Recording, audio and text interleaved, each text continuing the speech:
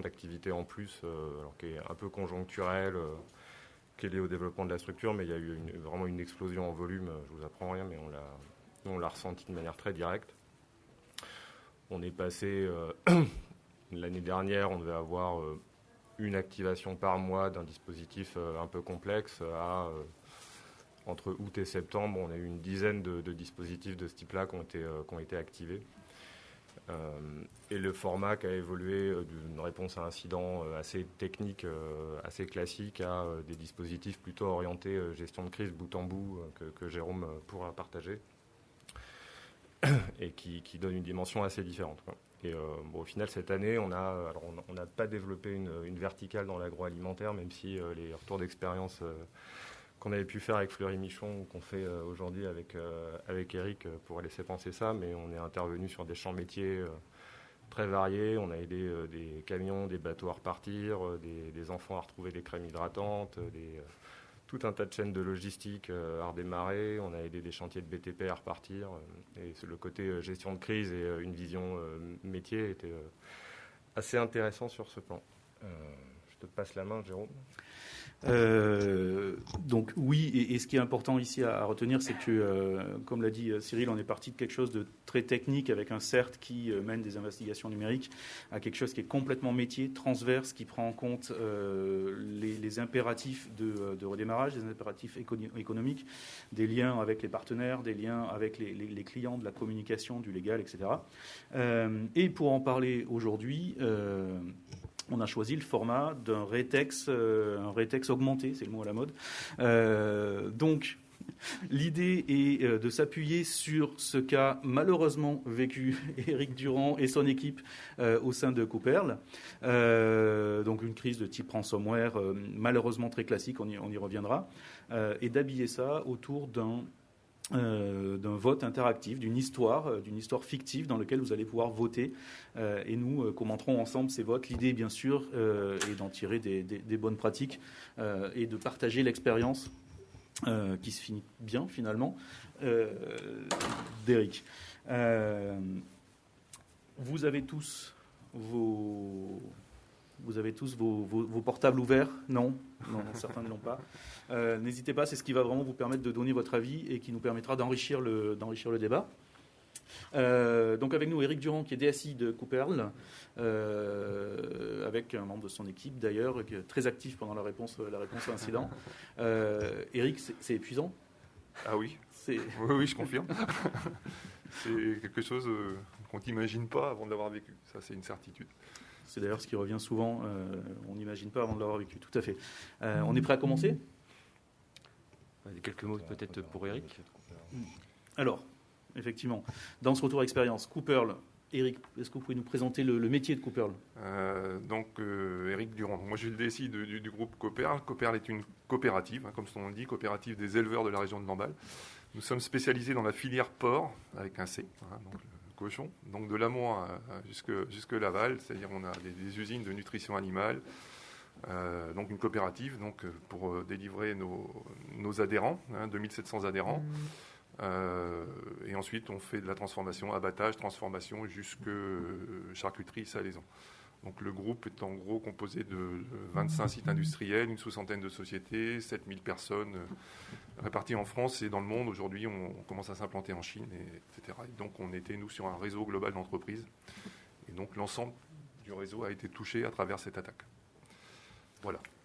Et on va revenir dans le détail sur justement l'impact sur l'activité. Mais effectivement, c'est bien de le préciser, c'était un réseau global et donc la totalité de l'activité a été impactée, ce qui est malheureusement courant. On y va. Je prends mon paravent de maître de jeu de rôle, je sors mes dés. Imaginez, nous sommes un samedi matin, vous êtes DSI. C'est le samedi matin, 7h. Alors pour ceux qui n'ont pas d'enfants, vous dormez paisiblement. Pour ceux qui ont des enfants, vous en êtes à essayer d'humidifier des céréales dans du lait en rêvant que vous n'ayez pas d'enfants pour dormir, peut-être, je ne sais pas. Et le téléphone d'astreinte sonne. Au bout du fil, c'est un technicien d'astreinte qui vous dit que Certaines VM ont commencé à dysfonctionner. Certaines VM avaient une charge CPU beaucoup plus importante que la normale. Donc forcément, notre technicien s'est connecté aux machines pour voir ce qui se passait et s'est rendu compte que non seulement ces machines, effectivement, ont un CPU occupé à plus de 100%, mais aussi que certains fichiers sur le disque D apparaissent maintenant avec une extension alphanumérique, ne sont plus exploitables, on ne peut plus les ouvrir. Et puis surtout, il y a un fichier texte qui est sur le bureau qui parle d'un site Tor, Oignon. Voilà, il n'a pas tout compris, mais il vous appelle parce que manifestement, l'impact est répété sur un certain nombre de VM. Que faites-vous? Alors, vous avez sur votre téléphone et sur l'application ou sur le site web Klaxoon, vous avez des questions. Alors, vous pouvez, je vais vous les reprendre ici.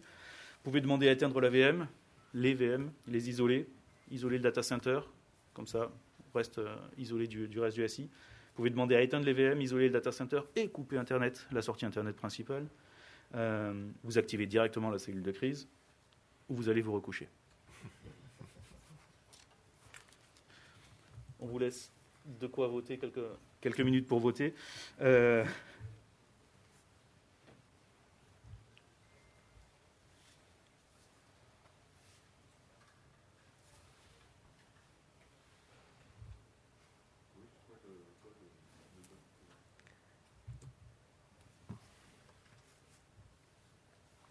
Donc je reprends les questions. Vous demandez à éteindre les VM concernés et isoler immédiatement le data center du reste du SI. Vous demandez à éteindre les VM, isoler le data center et couper la sortie Internet principale. Vous activez la cellule de crise ou vous dites « c'est pas mon problème » et vous recouchez.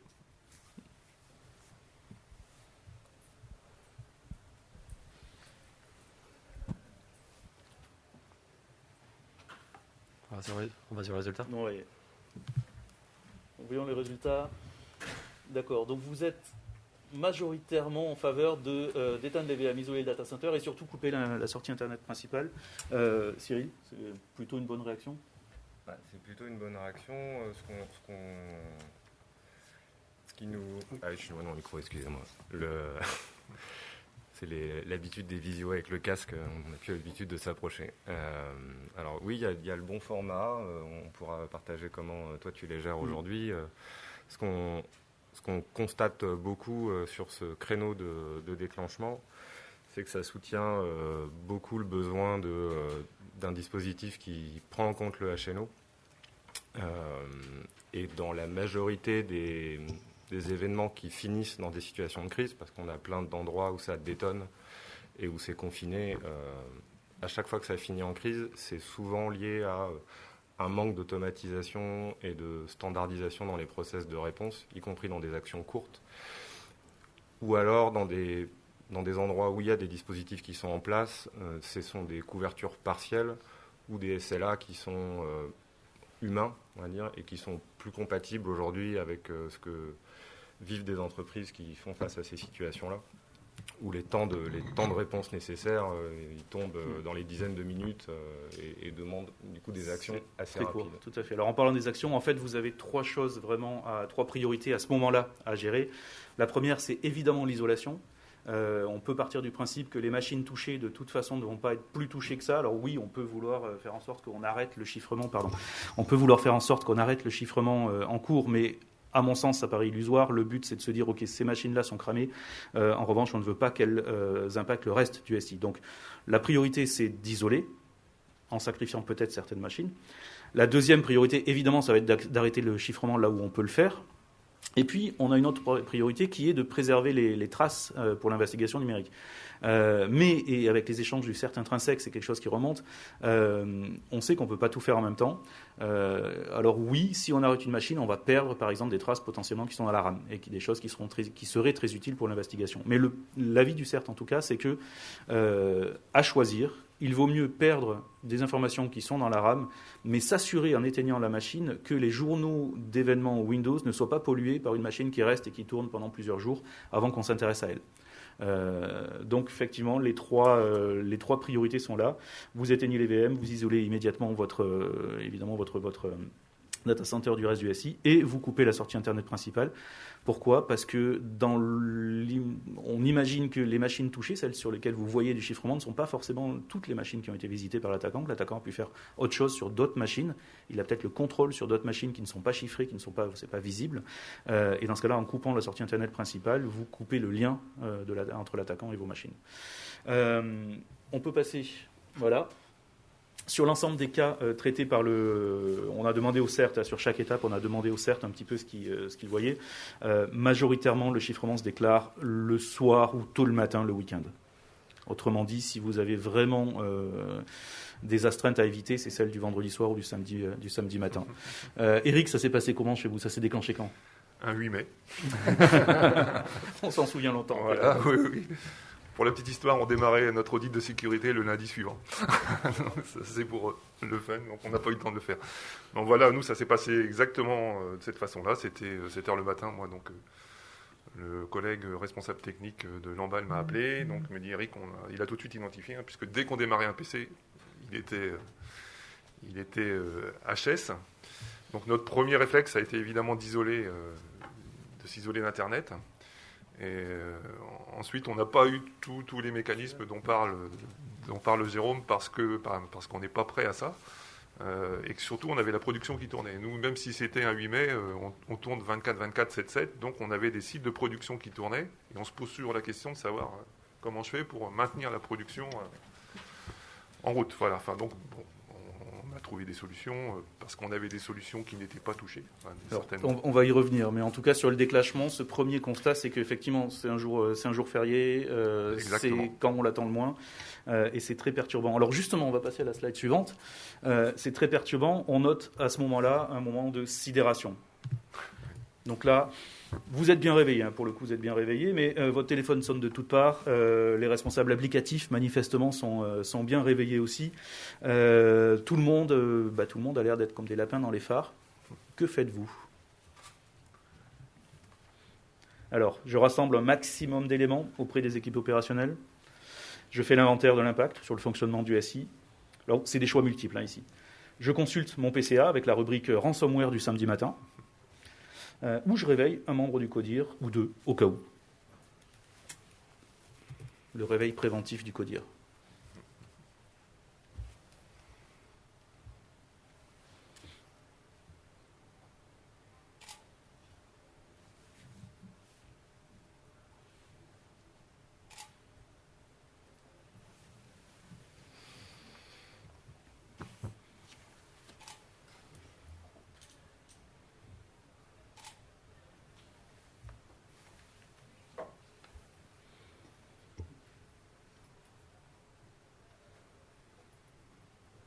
Ok, on a combien de temps ?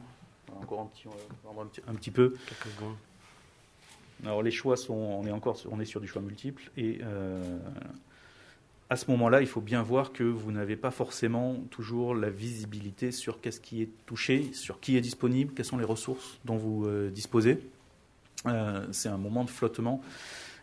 Particulièrement, alors pour le coup, nous, on intervient rarement à ce moment-là du flottement. On n'est pas là encore.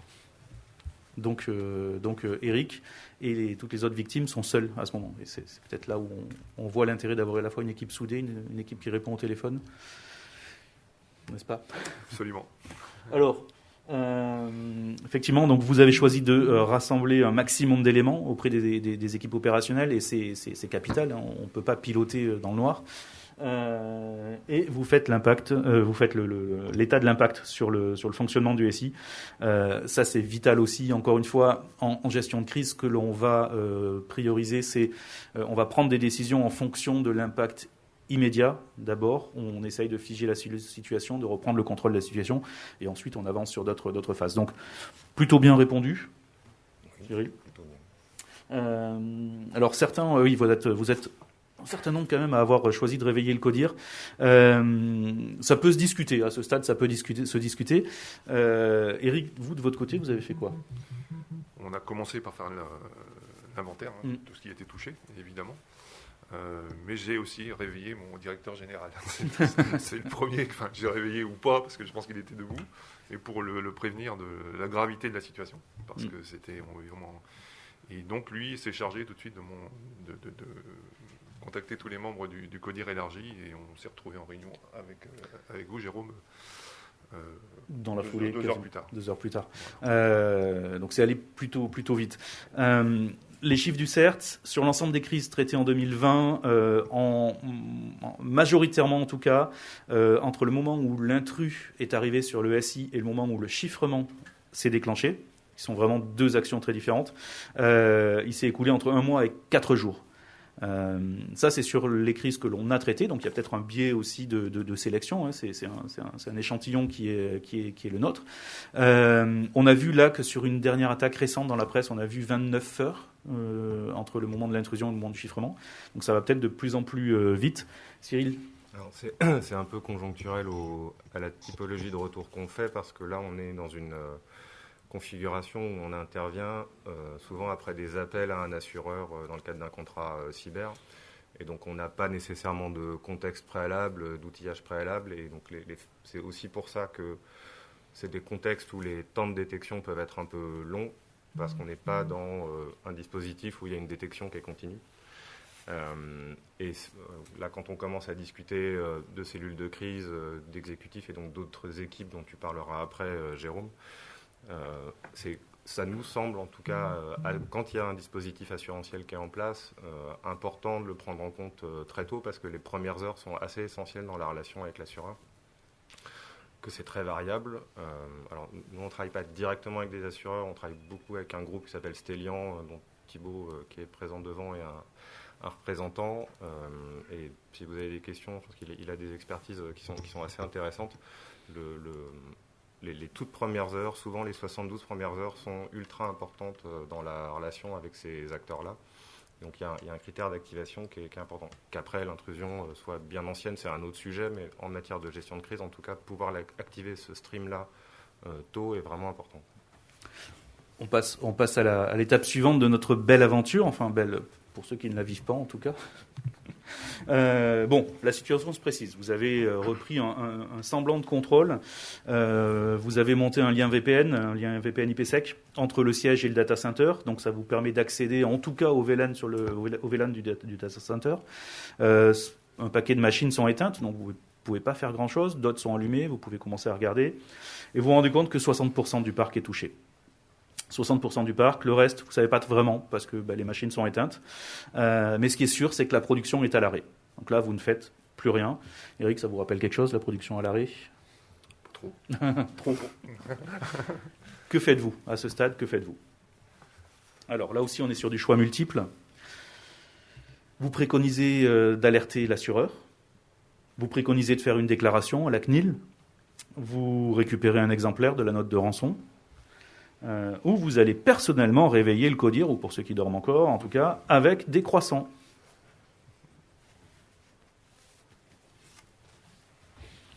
Ou des pains au chocolat, ou des chocolatines, selon dans quel hémisphère vous êtes.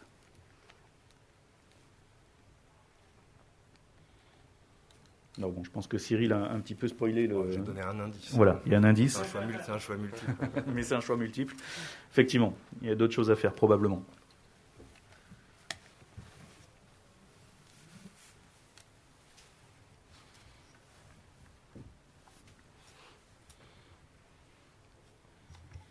Bon, a priori, à ce stade, en tout cas pour vous, Eric, l'ensemble du CODIR était réveillé à ce moment-là. Oui. Pas besoin d'aller le rapporter des croissants. Non.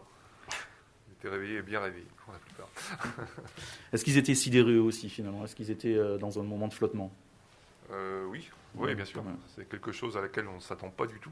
On avait beau travailler sur le sujet. Je vous disais, on avait un audit de sécurité qui devait démarrer 2 jours plus tard. Donc on était quand même sensibilisé à la chose. On y avait beaucoup travaillé avec Olivier qui est présent là. Et malgré tout, par contre, on n'est pas préparé. Pas préparé bien au choc. Alors, qu'est-ce que vous avez décidé ? Alors, effectivement, l'assureur, c'est vraiment une bonne chose. Alors bon, encore faut-il en avoir un, mais pour ceux qui en ont un, c'est effectivement l'une des premières choses à faire.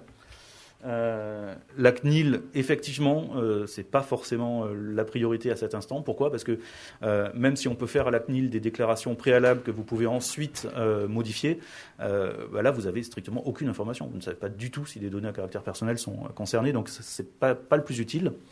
et effectivement récupérer un exemplaire de la note de rançon. On s'est très souvent retrouvé face dans des situations où on demande à la victime, ok, mais donc on a besoin d'un peu d'éléments. Est-ce que vous avez un binaire? Est-ce que vous avez des fichiers chiffrés à nous donner? Et surtout, on a besoin de la note de rançon pour voir quel est le groupe, quel est le moyen de contact, etc. Et là, ah ben non, en fait les machines sont détruites, on ne sait pas, elles sont éteintes, on les a éteintes, maintenant il faut qu'on appelle un tel qui n'est pas sur ce site-là et qui ne peut pas se connecter à distance parce qu'on a coupé les liens. Et donc souvent, curieusement, la note de rançon n'est pas la plus simple à récupérer. Alors, les chiffres du CERT. L'incident, généralement, à partir du moment où le chiffrement est déclenché, est identifié tout de suite. Donc il y a quand même une bonne supervision, pas de sécurité, mais au moins une bonne supervision du SI, puisqu'on se rend compte que les machines dysfonctionnent. Sauf qu'à ce moment-là, sur l'ensemble ça c'est le constat sur l'ensemble des affaires traitées en 2020, entre 70 et 80% des serveurs sont déjà touchés. Donc vous voyez que ça va très très vite. C'est-à-dire à partir du moment où vos équipes se rendent compte que quelque chose ne tourne pas rond, entre 70 et 80% des serveurs sont touchés et sont impactés par le chiffrement. Eric, quel était l'esprit de la DSI à ce stade? L'esprit. Ouais, l'état d'esprit. Abattu. Abattu, mais non, on a pu mobiliser les troupes très rapidement. Ça a été essentiel. Hein. C'est-à-dire que tout le monde est tout de suite arrivé. Enfin, les gens nécessaires dans ce type de crise sont tout de suite présentés et on a repris en main. On a identifié, on n'était pas touché partout. Voilà. La production en général n'était pas trop touchée. C'était quand même ça parce qu'on tournait sur des environnements IBMI, donc AS400, et qui eux continuaient de fonctionner comme si rien ne s'était passé. Et comme nous, je dirais la majorité de notre production était sur cet environnement-là, on a été sauvés, très, très clairement, c'est sauvé grâce à ça. Si on avait été tout Windows, parce que c'est vraiment les environnements Windows et les hyperviseurs, que ce soit VMware ou Hyper-V, tout était par terre, autrement. Vous étiez dans un projet d'ailleurs de remplacer AS400 par un environnement Windows, c'est ça? Oui. Non, c'est du Linux. Ah oui, du Linux, d'accord. Mais voilà, quand même, si on avait hébergé ces environnements Linux sur des hyperviseurs, ils étaient touchés de la même façon. Ah oui, parce que les hyperviseurs étaient touchés, c'est pas juste les machines hautes, c'est les hyperviseurs étaient touchés. Ou les guests plutôt. Et comme l'a dit votre directeur général, qui a eu cette petite phrase délicieuse, nous allons probablement revoir nos choix technologiques. Quel était son état d'esprit, justement, en parlant de votre directeur général à ce stade? Alors, je vais dire, on a eu une chance extraordinaire d'avoir un directeur général comme ça. Il a été derrière nous d'un bout à l'autre de la crise. Ça peut être l'effet inverse, ça peut être, je pense qu'on peut se faire enterrer par son directeur général et de ce fait-là donner de l'ampleur, une ampleur encore plus significative à la crise, mais là ça n'a pas été du tout le cas, il a été derrière nous, il nous a porté d'un bout à l'autre de la crise et encore aujourd'hui il est derrière nous, on n'est pas encore au bout, très sincèrement, on a encore du travail, je veux dire, pour les utilisateurs c'est fini, c'est du passé, pour nous non, on a encore beaucoup de travail, je regarde Olivier parce qu'il est en première ligne sur le sujet. Mais notre directeur général a été derrière nous d'un bout à l'autre de la crise et ça, c'est juste essentiel. Alors, et ça, c'est vraiment un point très important qui est souligné, c'est que la prod peut avoir reparti dans des conditions de sécurité optimales, évidemment, donc on sait qu'on peut repartir et retravailler. Mais le temps de la crise est très très long. Et on l'avait vu avec Fleury Michon l'année dernière, aux Assises, alors que l'événement avait eu lieu en avril. Aux Assises, ils avaient encore 800 tickets à traiter, 800 tickets d'incidents à traiter liés à la crise. Très bien, on continue notre petite aventure. Donc la machine est lancée. Donc là, ça y est. Pardon. Eric, vous avez bien un contrat de cyberassurance en fait? Non. J'ai quand même appelé l'assureur, enfin le responsable assureur groupe, c'est lui qui m'a donné le contact d'Intrinsec, quelque part, et de Funding Quest, qui nous a accompagnés sur la crise, mais on n'avait pas de contrat d'assurance. Il était en cours de négociation. Comme l'audit, tout était en cours. C'est vraiment tombé au pire moment, c'est aussi ça. Donc ça y est, maintenant vous avez quand même repris du poil de la bête, la réponse s'organise. L'assureur a dit qu'il allait revenir vers vous, revenir avec probablement des contacts, de l'aide, etc. Mais pour l'instant, vous êtes toujours tout seul.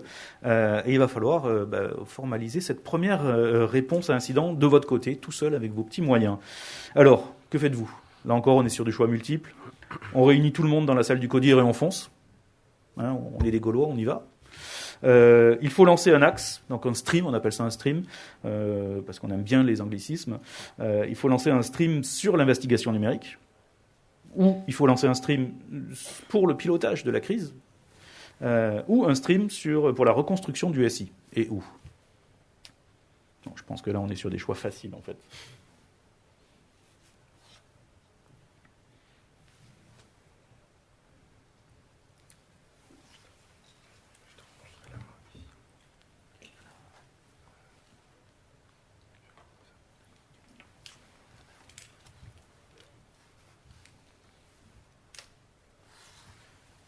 Ok. Donc là, vous êtes seul. Là, c'est à vous de décider. L'assureur n'est pas encore revenu vers vous. Les équipes de réponse à incident ne sont pas encore revenues. Elles ne sont pas là, en tout cas. Et vous allez voir que parfois, c'est pas mal aussi d'être tranquille. Ok, alors, majoritairement, effectivement, oui. Effectivement, vous n'avez pas l'idée de foncer tête baissée dans la salle du CODIR. Et évidemment, il faut lancer les 3 streams en parallèle. Alors, avec une nette préférence, en tout cas, pour le stream gestion de crise. Alors, oui et non. Oui, parce que le stream gestion de crise est celui qui va permettre effectivement d'orienter. Il va faire un petit peu il va organiser la réponse. Maintenant, on est très tôt dans l'incident et il y a beaucoup de choses techniques qui vont devoir être faites. Donc, c'est pas mal de les lancer tous les deux. Eric, quelles ont été votre priorité à ce moment-là ?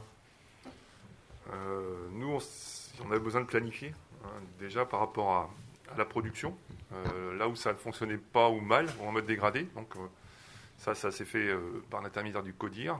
Et on avait évidemment, côté informatique et côté technique aussi, besoin de planifier déjà la reprise de nos serveurs touchés. Et donc on a mené en parallèle ces deux streams. Voilà. Ouais. C'est souvent ce qui se passe. Et alors après, il faut être un peu souple. Les deux ont besoin évidemment de se coordonner. On en parlera tout à l'heure. Mais c'est vraiment les deux choses importantes. C'est vraiment dissocier une réponse technique et dissocier une réponse de pilotage managérial importante. Alors, les chiffres du CERT, dans 70% des cas majeurs, on ne parle pas de tous les cas, mais des cas majeurs qui ont nécessité un vrai pilotage de crise, dans 70%, le service de communication et le service juridique n'étaient pas mobilisés avant l'arrivée du CERT intrinsèque. C'est-à-dire que dans 70% des cas, les entreprises étaient le nez dans le guidon. Alors oui, la direction était mobilisée, oui, la DSI était mobilisée, mais c'est tout. Le juridique et la communication n'étaient pas encore à bord. Or, c'est important qu'ils le soient dès le début. Alors, on va voir après comment on peut les organiser, mais c'est important qu'ils le soient dès le début. Est-ce que c'était votre cas ? Oui, parce que les deux, que ce soit le responsable juridique ou la responsable communication, font partie du CODIR énergie. D'accord. Donc, ils étaient présents dès le début de Super. la crise. Ok, ouais. Donc ça c'est bien. Et c'est important qu'ils soient mobilisés dès le début. Cyril, qu'est-ce que ça t'évoque ? Alors, ça m'évoque surtout sur la partie investigation, en fait, pour faire un aparté sur ce qui a pu évoluer en un an sur notre façon de faire. Dans des situations, encore une fois, dans des situations où on arrive sur des environnements où il y a un niveau de supervision et de contrôle SSI qui est plutôt faible. Ce qui change beaucoup la donne pour nous maintenant, c'est la capacité à déployer de la supervision à la demande et de le faire à deux échelles, c'est-à-dire être capable de figer la scène, d'être capable de prendre une photo très globale. Alors, nous, on travaille principalement avec les outils de l'ANSI, type Defir.org, Oradat pour la partie AD. Ça nous permet d'avoir une image qu'on va pouvoir exploiter très largement dans le temps. Et puis de déployer une capacité de supervision de circonstances qui va pouvoir prendre à la fois chaque marqueur ou chaque technique qu'on va pouvoir extrapoler de la note de rançon, d'autres cas qui ont été traités, pour pouvoir faire du hunting ciblé sur le reste du SI, parce qu'effectivement, on va avoir des périmètres qui sont connus comme étant compromis et d'autres qu'on va supposer qu'il peut y avoir eu des latéralisations et on veut pouvoir vérifier qu'il n'y a pas de propagation au-delà de ce qui est compris à date, parce qu'on va passer notre temps à jongler entre essayer de comprendre ce qui se passe et puis permettre de relancer le métier, donc d'être capable de dire à la cellule de crise, vous pouvez réactiver telle partie du système d'information ou tel métier dans des conditions de sécurité qui sont à peu près acceptables, raisonnablement acceptables. le fait de déployer ce principe de supervision, ça apporte aussi la capacité à faire de la supervision plus continue, donc plus dans une logique de hunting, mais de regarder l'activité, et donc de mettre une espèce de parachute supplémentaire au fait de dire s'il se repasse quelque chose, on a une chance de le capter. Et dans les faits, cette année, on l'a plus vu que les années précédentes. On a eu 2 situations où il y avait plusieurs acteurs en place, en fait, plusieurs cas de compromission qui étaient concurrents sur le même système d'information. Et donc le premier a permis, du fait de déployer de la supervision de manière un peu large, d'aller en identifier d'autres. Et puis on a eu un deuxième cas où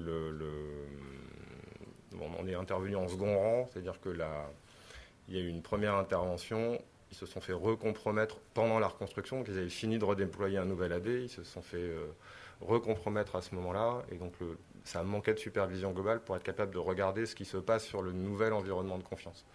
Donc ça, en matière de la façon de faire l'investigation, ça soutient beaucoup les choix de la cellule de crise derrière. Exactement.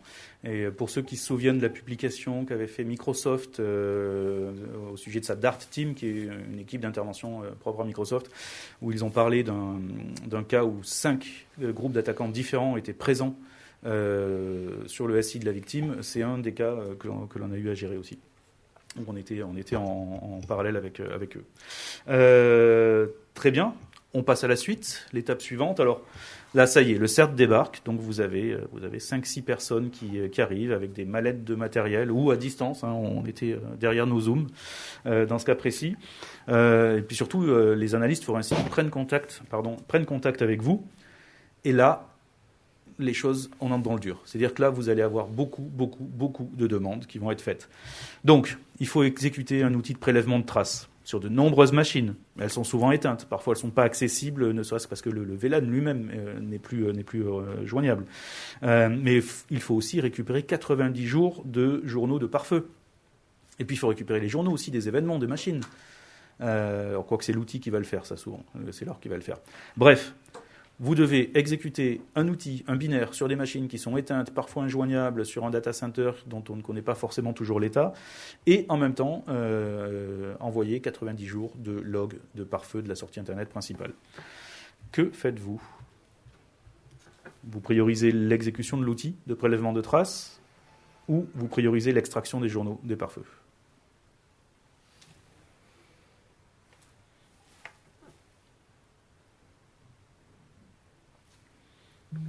Eric, votre première réaction aux demandes de l'équipe, ça a été quoi ?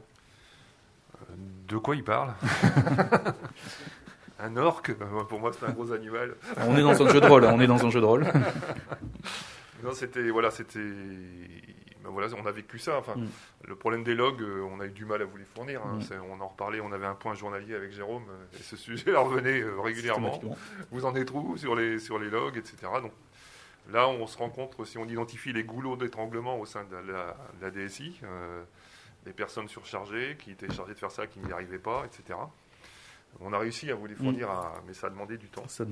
Donc là, on s'est rendu compte qu'on n'était pas outillé comme il le fallait. Donc on avait une feuille de route de sécurité et toute la mise en place de ces outils-là était prévue, mais sur 3 ans. Donc là, on a accéléré. Vous avez un peu accéléré la roadmap. C'est l'effet que ça fait, effectivement, généralement. Alors, on regarde les résultats. Donc, c'est quasi équilibré. Effectivement, vous priorisez les journaux des pare-feux. Alors, on va voir l'avis de Cyril tout à l'heure. Moi, je pense qu'il y a... J'ai pas d'avis tranché là-dessus. Les orques sont excessivement importants pour avoir une vision immédiate et juste de ce qui se passe sur des machines qui ont été compromises. Donc, on va pouvoir récupérer des binaires, on va pouvoir récupérer des choses très utiles. Et surtout, on va pouvoir récupérer des adresses IP, peut-être, vers des centres de commande et contrôle. Mais il faut que, dans ce cas-là, ces adresses IP, elles sont utiles. Pourquoi ? Elles sont utiles parce qu'on va aller rechercher dans les journaux qu'on a récupérés. Ce qui va permettre, en recherchant une adresse IP qui a été extraite d'un binaire sur une machine infectée, lorsqu'on va la rechercher dans les journaux, à travers toutes les connexions Internet sortantes sur les 90 jours, on va pouvoir identifier des machines que l'on n'aurait jamais identifiées sans cela, qui ont communiqué avec ces IP. Donc c'est pour ça que les deux choses doivent vraiment être quasi concomitantes. Cyril ? Alors, oui, il le faut. Après, le temps d'analyse sur des gros volumes de captation avec des outils type ORC, il est très très significatif. Et donc, de toute façon, tant qu'on n'a pas fait cette partie-là, c'est souvent très compliqué de pouvoir exploiter correctement les journaux de Firewall parce que la politique de journalisation n'est pas toujours parfaitement adaptée. Donc on a besoin d'avoir les premiers artefacts et il y a aujourd'hui une durée de vie sur les marqueurs qui est quand même extrêmement courte. Donc même si on a des notes de rançon qui nous permettent de comprendre quel est l'acteur en face, comment il travaille, les TTP vont être assez consistantes, mais les marqueurs, eux, vont périmer très vite. Donc on a quand même beaucoup besoin du contexte des endpoints la plupart du temps. Donc des choses type ORC ou des choses qui peuvent venir d'un EDR s'il y en a un. Après, là, on est sur des typologies d'incidents qui sont, on va dire, à 90% de la cybercrime. On parlera un tout petit peu de l'écosystème criminel à cet endroit-là en ouverture.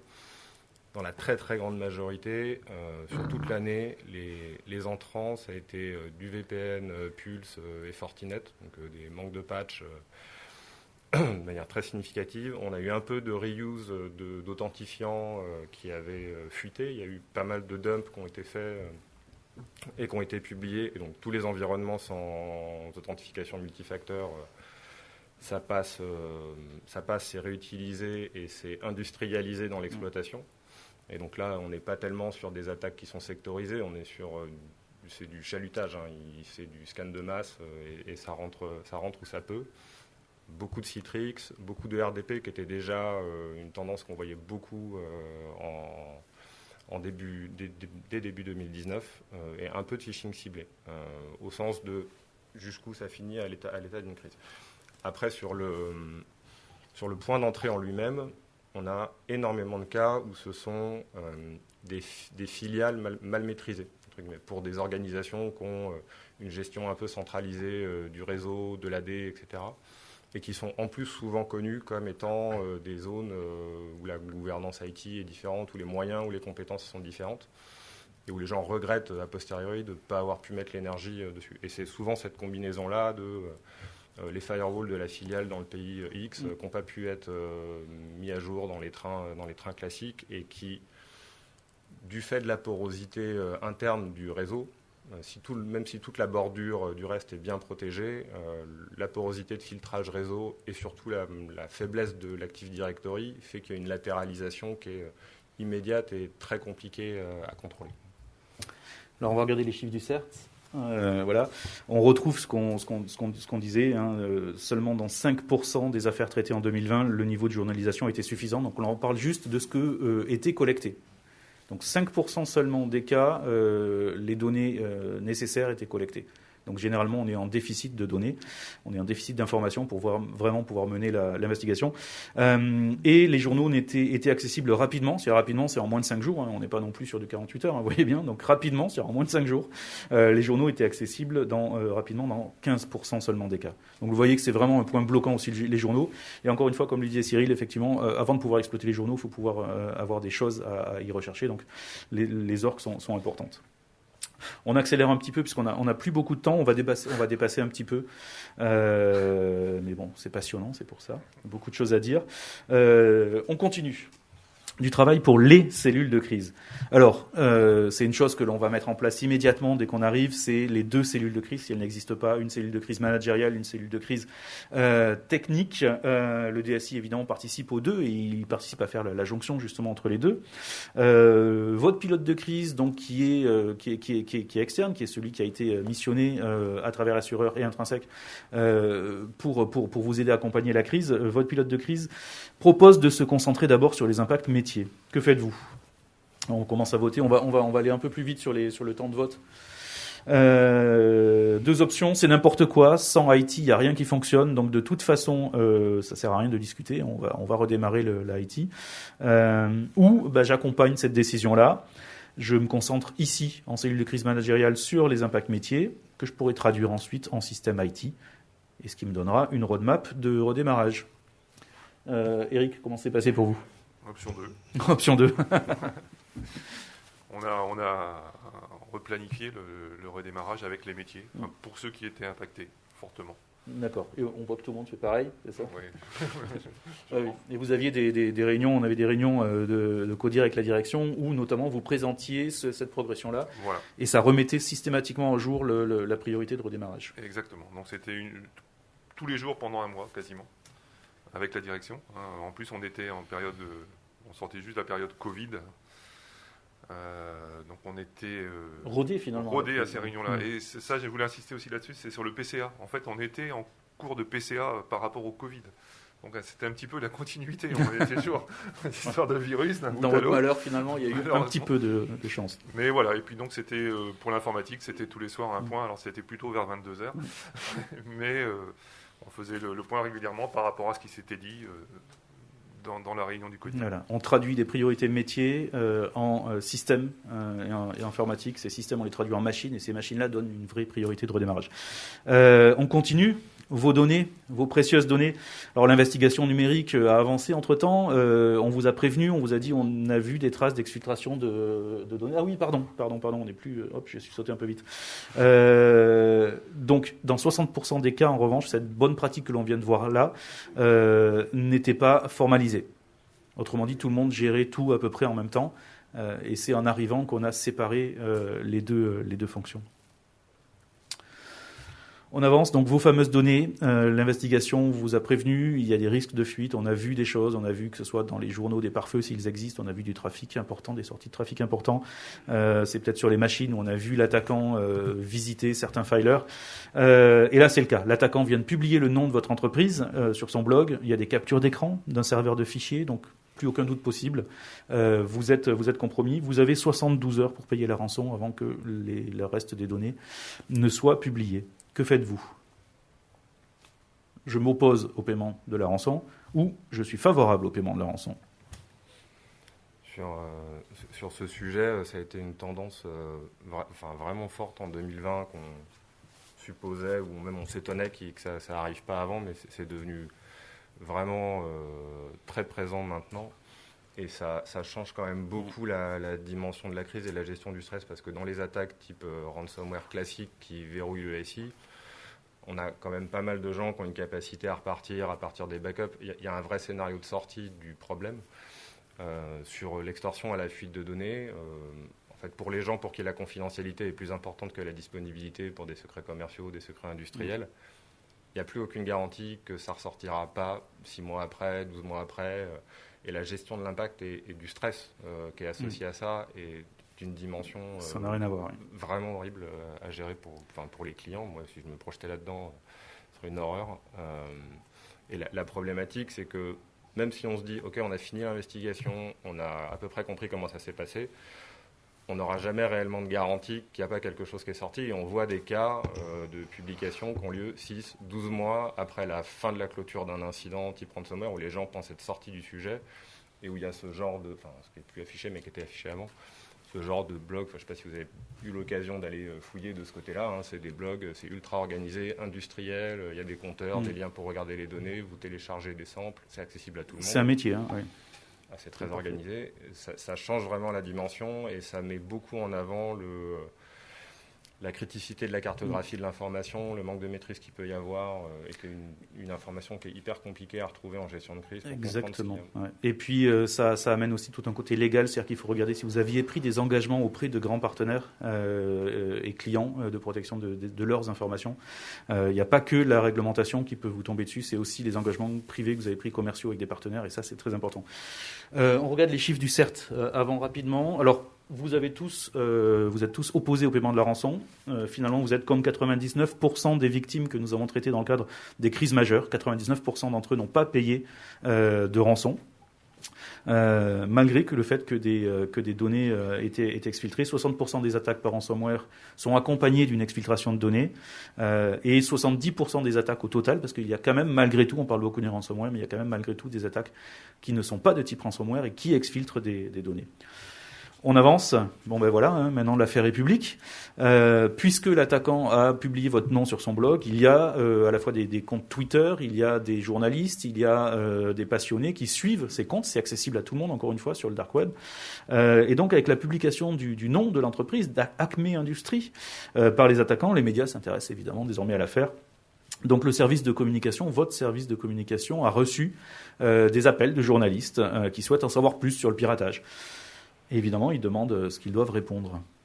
Que faites-vous ? Alors, je préconise le blackout, tant que nous ne connaissons pas tous les détails de l'affaire. Je préconise d'en rester à une communication simple, qui rappelle les premiers éléments, qui montre surtout que nous ne dissimulons et nous n'avons rien à cacher. Encore une fois, il ne faut pas être plus royaliste que le roi non plus. Je rappelle que nos clients, partenaires, collaborateurs doivent eux aussi faire l'objet d'une communication spécifique. Ou je me mets en scène devant une image de porte-avions avec le message « Mission accomplie ». Pour ceux qui étaient là à la première guerre du Golfe.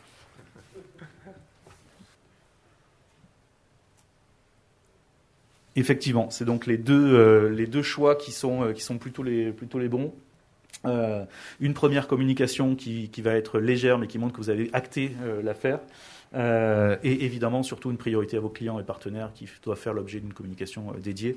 Eric, comment ça s'est passé pour vous ? Vous avez communiqué comment ? Exactement comme ça. Nous, on avait aussi notre population d'adhérents, nos éleveurs qui sont nos patrons, donc qui avaient besoin d'être prévenus et rassurés également par rapport à cette crise qui pouvait les impacter. Alors, on va regarder les chiffres du CERT. Voilà. En moyenne, donc sur pareil, les clients, les affaires majeures dans lesquelles nous avons dû déployer le dispositif complet de gestion de crise et de réponse à incidents d'Intrinsèque, le retour journalistique n'a pas été extraordinaire au final. Et ça, c'est, je pense, et c'est mon avis, mais je pense que la communication initiale, qui est un peu laconique, est très importante. Elle doit arriver très tôt parce que beaucoup de journalistes, et je suis un ancien journaliste, donc je me compte dans le lot, beaucoup de journalistes sont des feignants et vont récupérer ce que vous leur donnez dans une première communication et ne vont pas aller beaucoup plus loin que ça. Et si j'ai des confrères dans la salle, je vous invite à boire après, à prendre une bière. Non, c'est un fait. Pour le coup, c'est un fait. C'est un fait. Beaucoup de la presse ne va pas aller au-delà de la première communication que vous allez faire. Et donc ça, c'est important de la faire. Parce que si vous ne la faites pas, en revanche, là, vous ne maîtrisez pas la communication. On a eu 2-3 appels en moyenne de journalistes, une dizaine de reprises qui sont basées essentiellement sur le communiqué initial. Donc là, c'est contrôlé. Et simplement, souvent, c'est un article de fond, 2 au max. Eric, pour vous, c'est passé comme ça ? Oui, c'est très sincèrement, c'était pas mon problème. Voilà, c'est pas énorme. À noter que voilà. Dans les faits, il y a aussi une posture qui est surtout vis-à-vis des clients et des partenaires. En fait, dans la très très très grande majorité des cas, et ça a été croissant cette année en termes de volume, on a fait récemment des meetings avec les clients et les partenaires avec des volumes vraiment importants. Et il y a une forme de bienveillance qui se met en place et de collaboration quand il y a une communication qui est assez transparente et les gens ont besoin surtout d'informations opérationnelles. Les gens qui ont fait le choix de rien communiquer, ça s'est passé beaucoup moins bien. Clairement. On passe à la suite, c'est la dernière étape. On va aller très vite sur celle-ci. On fera sans doute pas le vote. Le vote, ouais. Très bien. On va le commenter directement. Reconstruisons. Donc là, la question, c'est est-ce qu'on reconstruit ou est-ce qu'on redémarre ? Tout se bouscule. Il faut redémarrer au plus vite, mais aussi en toute sécurité. Autrement dit, est-ce qu'on doit attendre la fin de l'investigation ? On sait ce qu'on craint et du coup, on va pouvoir redémarrer en prenant en compte la menace.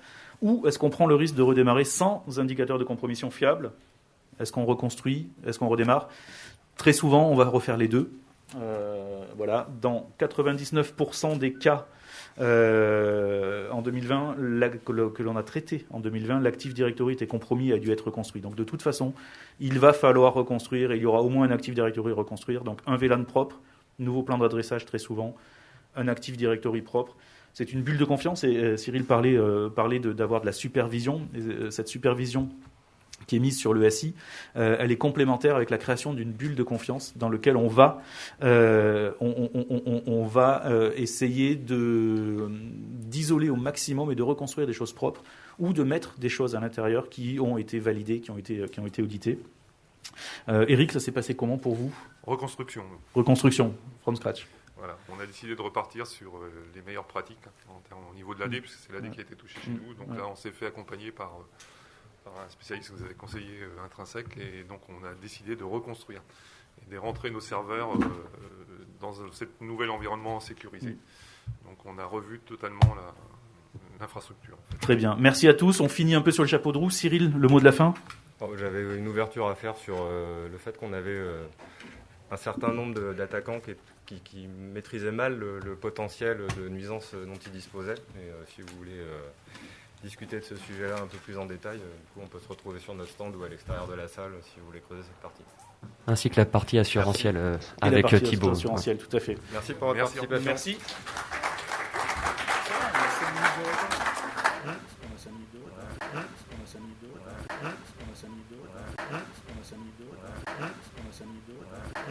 On a